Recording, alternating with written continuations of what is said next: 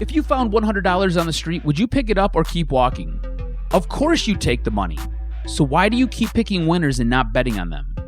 That's why I go to MyBookie. It's fast, it's easy, and they pay you when you win. Let's face it, guys, where you're betting is just as important as who you're betting on. So do the smart thing this football season. If you're going to bet with MyBookie. Did you know you could bet on games after kickoff? If by the second half it looks like you're going to lose your bet, you can always just take the other side at MyBookie. Join now and MyBookie will double your first deposit. Use promo code Detroit100 to activate the offer. That's promo code DETROIT100. Visit mybookie.ag today. You play, you win, you get paid.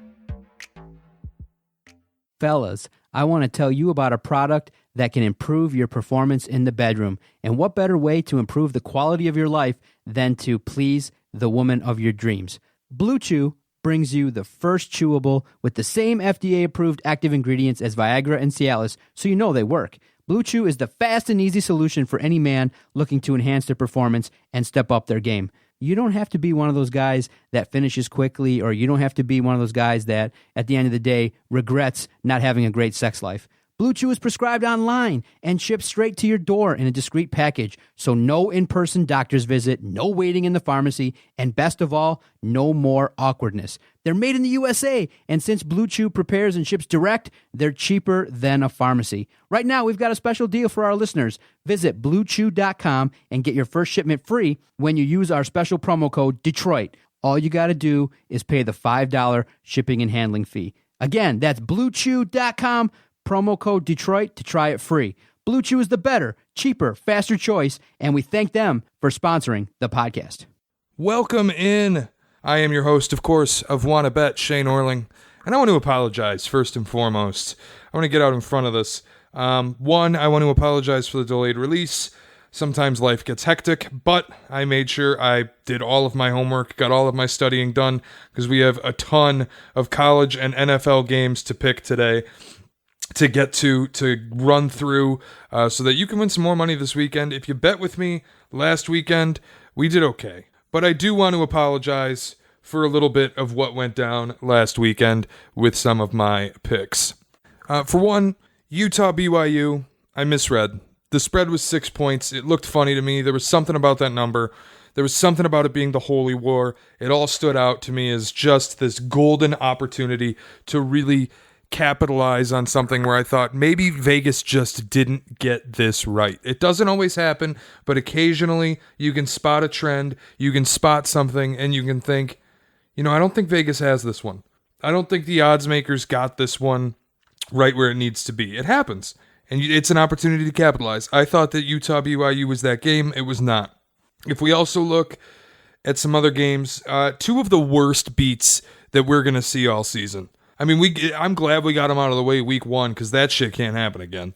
The way that the Oregon game and the Northwestern game went down and finished, those will go down as two of the worst possible beats of the entire season. That is a promise and a guarantee that those two games, I don't think that they're going to get beat out as bad beats. I mean, we're talking about in two separate games, a total of 29 seconds of game time combined between two games. Northwestern was covering down 3 with the ball. 20 seconds left on the clock in the fourth quarter. All they had to do was either score or not turn it over, and everything was going to be just fine. In fact, even if they turn it over, Stanford was just going to run out the clock. It was a lock. It was covered. It was done. The game was over. The betting was over. I was cashing my ticket. 20 seconds left. No, Northwestern's got the ball. There's no chance, right? Of course, Northwestern makes this boneheaded decision, this boneheaded play. They fumble the ball on their own goal line.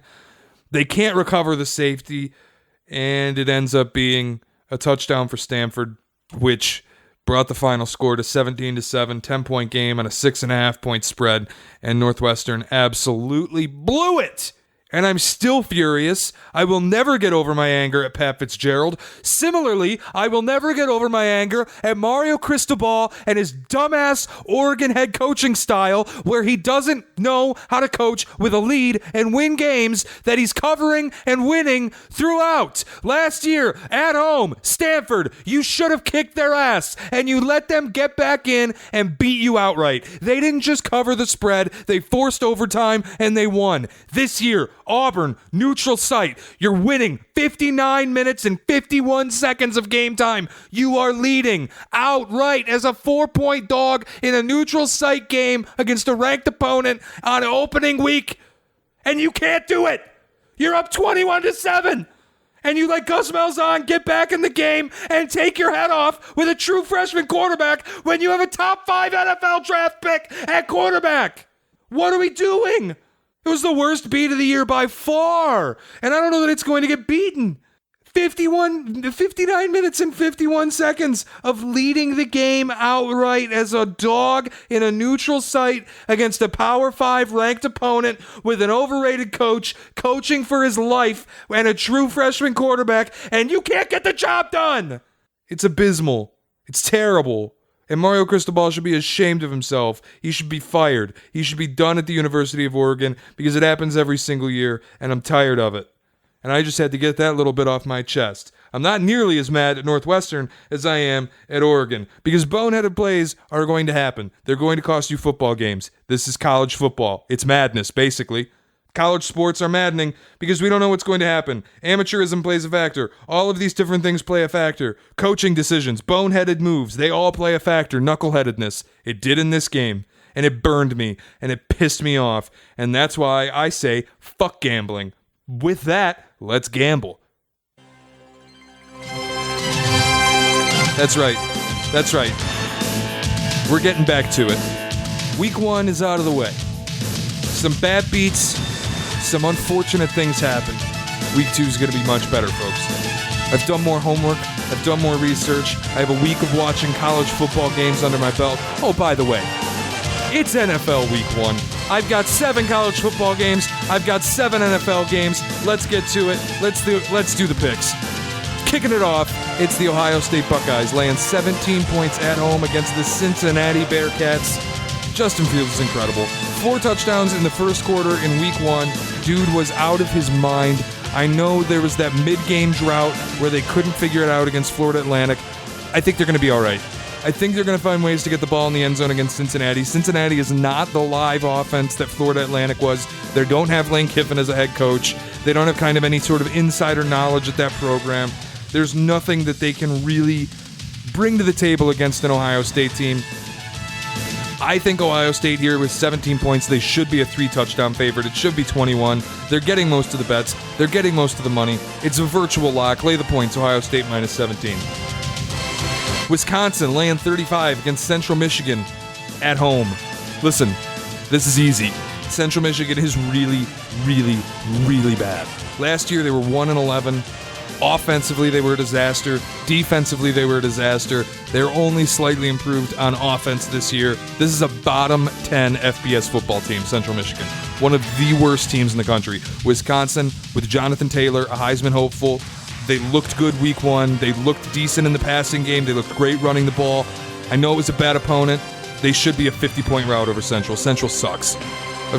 There's no other way to put it. Central's really, really bad. All right, on to Nebraska, laying 4 points at Colorado. This is not the same Colorado that went to the Pac-12 championship a few years back. Granted, it's a 4-point spread. It's a funky-looking number. It's the same thing that Oregon and Auburn was, right? You get a little nervous. You see a 4-point spread. You got to go on the road to Colorado. You're playing a mile high. I love Nebraska. I do. I'm drinking the Kool-Aid this year. I'm all in. I got hammered picking a 4-point dog at a neutral site game, but I like Nebraska going on the road. I like them going to Colorado. 4 points doesn't feel like enough. I'm laying them. I'm taking Nebraska. And then we go on to Clemson, laying 18.5 versus Texas A&M in the first of the 2 premier games this weekend. A&M is going out for blood, guys. They failed to cover at home against Texas State, I think in large part because Clemson was on their plate for next week. I think they were looking ahead. They got caught looking ahead a little bit, and I think that's okay. They knew that they could handle their business against Texas State. They weren't going to cover a 33-point spread. 18.5 is a massive number in a top 15 matchup, and A&M is getting nearly all of the bets and all of the money publicly. It feels like almost the most surefire lock of the week, A&M plus 18.5. On to the second premier matchup of the weekend. LSU laying 4.5 points, traveling to Texas. They have a quarterback, LSU does. Joe Burrow. He was there a season ago, transferred from Ohio State. He got a bit too much hype. Didn't exactly live up to it, but he appears to be comfortable being both in Death Valley, being in that LSU offense, very pro style. I think it's Texas is a strong matchup early. They're kind of an unknown quantity. People want to say they're back. I don't think they're as back as everyone's claiming them to be. Texas is getting 52% of the money, but it's mostly public money. It's mostly casual bettors. It's not sharp money. The majority of the bets are on LSU. It's not a huge disparity there. I think it's 60% of the bets on LSU, 52% of the money on Texas. I like LSU laying 4.5 in this game. I like LSU a lot this year. I think they're a playoff contender. On to the local stuff. Michigan laying 23.5 at home against Army. It's too many points. It's too many points. Michigan failed the cover against Middle Tennessee State. They should have gone out and won that game by 50. Honestly, they should have scored 50 points. They shouldn't have allowed 21. I know it's 2 drives that started inside the 30, but listen, Middle Tennessee State doesn't run the triple option, and Army has athletes. I'm telling you, there's a chance. I have questions about inconsistencies on Michigan's defense. I have questions about their youth and their readiness. I don't think they lose this game. I don't think they win it by 24 either. I think Army has the chance to hold on to that ball for 40 minutes. This game could get a little squeamish, but again, I think Michigan wins double digits, but more in the 14 range than the 24. And then the final local game of the week, the Michigan State Spartans laying 17.5 points at home against Western Michigan. Another easy one, virtually the lock of the week. Listen, it's the college football lock of the week. Michigan State never, ever, ever, ever, ever, ever, ever, ever, ever, ever covers at home. Ever against a bad opponent. Ever. Never, ever, ever. They don't do it. Not in D'Antonio's era. It doesn't happen. Remember 2013, they won the Rose Bowl against Western at home, 26-13. Forget it. Take Western plus 17.5. It's a no-brainer. On to the NFL, Week 1, the opening night on Thursday, the best rivalry in national football, and in the National Football League, it's NBC is so happy to tell you. Chicago laying 4 points at home, welcoming the Packers. It feels like too much. I do think the Bears will grind out a win here at home against Aaron Rodgers, not because they have the better quarterback, but because I think they have the smarter coach, the more creative offensive mind. Again, Aaron Rodgers and the Packers are kind of an unknown quantity. Most of their roster stinks. I like what the Bears have around Mitch Trubisky, despite the fact I'm not all that high on Mitch Trubisky this year. I think defensively, they're by far the better team, and I don't have a ton of questions about their cast on offense. I think the Bears managed to squeeze this one out, but again, it's a rivalry. I think it's a field goal game.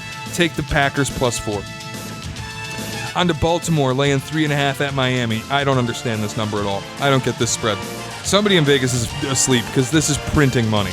It's the lock of the week. There's no question about it in the NFL. The Dolphins are tanking. They traded their left tackle. They traded Kenny Stills. They want to win 0 games. And the Ravens have a renewed running back committee with Mark Ingram. They want Lamar to play like Baker Mayfield at Oklahoma. Dude, they're going to drop a bomb on Miami, without a doubt. The Ravens laying 3.5 is as close to an ATM as you will ever find in gambling. Cleveland Browns laying 5 points versus Tennessee. The Super Bowl darlings, the public darlings, the people who don't pay a ton of attention to the league love the Browns. They got OBJ, they got Jarvis Landry, they got Nick Chubb, they got Baker Mayfield. They're a fantasy football wet dream. 71% of the bets are coming in on Cleveland because the casual bettors are all over them, but the disparity is massive. 71% of the bets on Cleveland, 65% of the money is on the Titans. Take Tennessee. Take getting 5 points. It's almost as much a lock as Baltimore is. Minnesota laying 4 points versus Atlanta. I think Atlanta's the best road underdog of the week. I think the Packers should cover on opening night in Chicago, but I think the Falcons are live.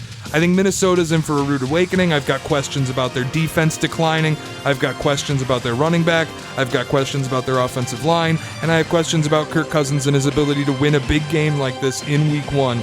I love Atlanta here, getting 4 points. I think Atlanta can win this game outright. Carolina getting 3 points at home against the Rams. The Rams They're going to be popular among casual bettors. They just went to the Super Bowl. People kind of think that Gurley can have that bounce back year. People are sleeping on Carolina.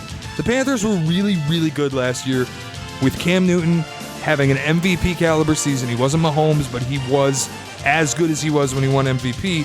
Things kind of went nuts there in the middle of the season. They had that tough stretch. But I do think there's a revenge factor for Carolina this year, where they're going to be kind of a live player in that division.